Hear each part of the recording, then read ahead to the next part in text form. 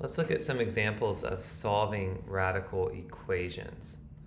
So remember, solving an equation is different from simplifying an expression.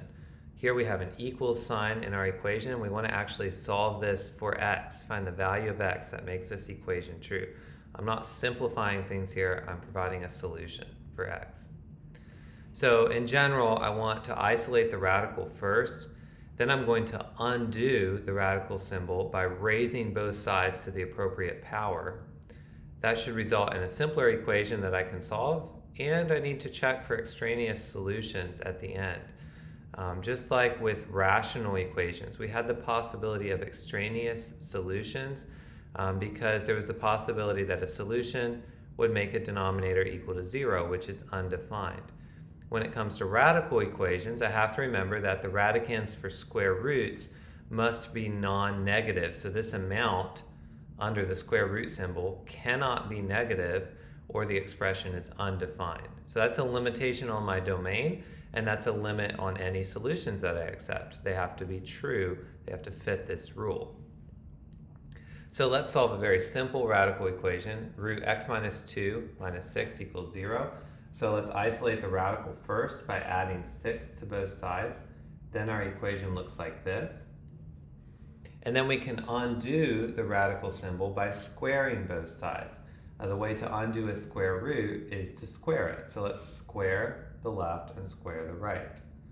Then I have x minus 2 equals 6 squared, which is 36. So this is a pretty simple equation now. I simply add 2 to both sides, and I get x equals 38. X equals 38. That's a possible solution. We just want to check that and make sure that it's not an extraneous solution by plugging it in right here for x. So when I plug in 38 minus 2, I'll get the square root of 36, and we're subtracting 6, and that's supposed to be equal to 0. So I'm checking my answer here by plugging it back in. Square root of 36 is 6. 6 minus 6 is equal to 0.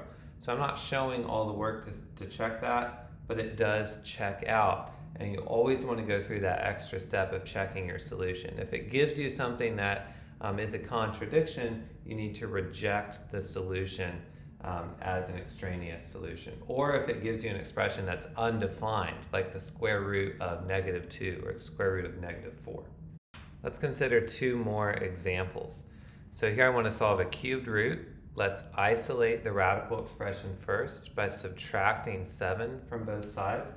So I'll have the cubed root of x minus 4 equals negative 2.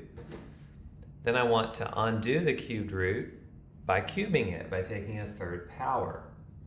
So I'll take a third power on both sides, and I get x minus 4 equals negative 2 cubed is negative 8.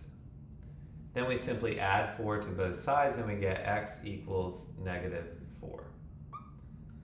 We could check that solution here by plugging it back in. Negative 4 minus 4 is negative 8. The cubed root of negative 8 is negative 2. Negative 2 plus 7 is positive 5. So I'm mentally checking that one, but always go through that step of checking your solution. Moving on, let's solve this example. Here we have x inside the radical and outside the radical, so this is going to look a little bit different. But let's start the same way by isolating the radical. I'm going to do that by rearranging and subtracting 2 from both sides. So I have this. Square root of x minus 2 equals x minus 2. Now we know to undo the radical, I have to square both sides. So let's square both sides, but we need to do it very carefully. On this side, the radical symbol extends over the whole expression, and the square simply undoes the square root. So I have x minus 2. On this side, I have x minus 2 squared. That's a binomial that's being squared. It looks like this. Remember, I can't simply square both of these.